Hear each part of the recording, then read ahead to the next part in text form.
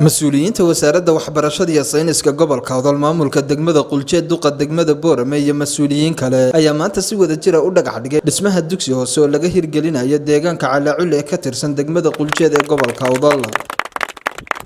dhismaha dugsigani oo isa kaashanayaan wasaaradda waxbarashada iyo sayniska gobolka Awdal iyo dawladda hoose ee degmada Boorame ayaa waxa ugu horreyn madashaasi hadalka qaatay gudoomiyaha degmada Quljeed iyo sidoo kale gudoomiyaha waxbarashada degmada Quljeed.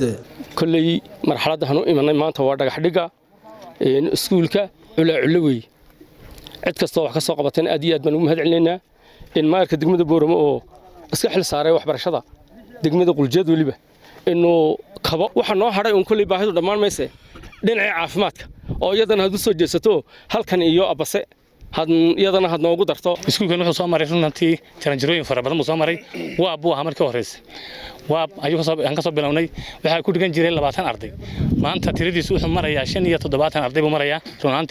واحد دكتا هل كي سكول كجديد كان مني إلا هل كا ما كان رجني إنه بحد فوق تاي أرضينا هنا كجاري كرين هي محصلة جرني المشين سكول غير شلون مدن الجودومية هل كان وحيو باهنت هاي MCH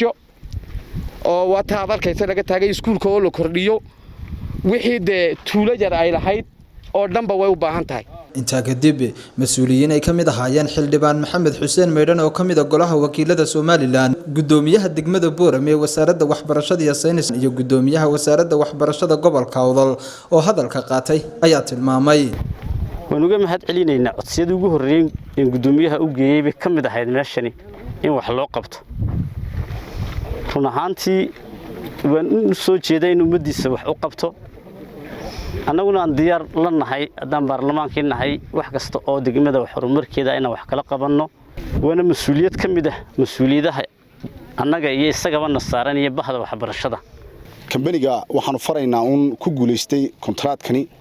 in dhismaha lagu ballamay iyo heshiisku sidoo yahay inuu u fuliyo dhismo tayo leh oo ah ka standardka ee wasaaradda waxbarashada noo yaala kulay waxaan maxaadana standard ba anaga wasaaradda waxbarashada nooga yaala dugsiyada la dhisayo waa mas'uuliyad bulshada naga saaran ka wasaarad ahaan runtii waana naga go'an tahay intii karaankayaga inaan ku dadaalo deegaanka Calaacule oo runtii ay bulshadiisu waxa weeyaan maadaama tirada ardaydu 57 maraso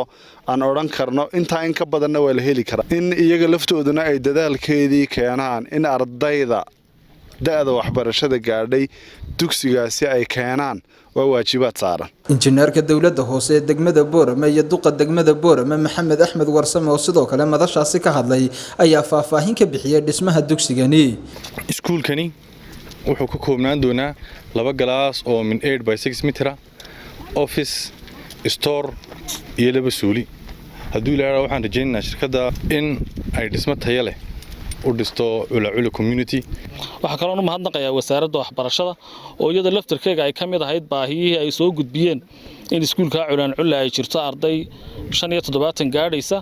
oo u baahan in loo dhiso markaa iskuul annaga oo taatix galinayna annaguna waxaan ku darnay qorshahayaga in sida ugu dhaqsaha badan leh loogu daro in la dhiso 2 galaas iyo office-ka iyo store-kaas iyo suuliyadaas waxaan rajaynaynaa inay ka faa'iideystaan ardayda iskuulka dhigata macallimiintana sidii gudoomiyuhu ballan qaaday in ay iyaguna gurno helaan waan ku dhiirigelinaynaa sanadka soo socda waa Cabsalaan Bashiir Faarax Cabsalaan Saha warbaahinta qaranka Soomaaliland magaalada Boorama.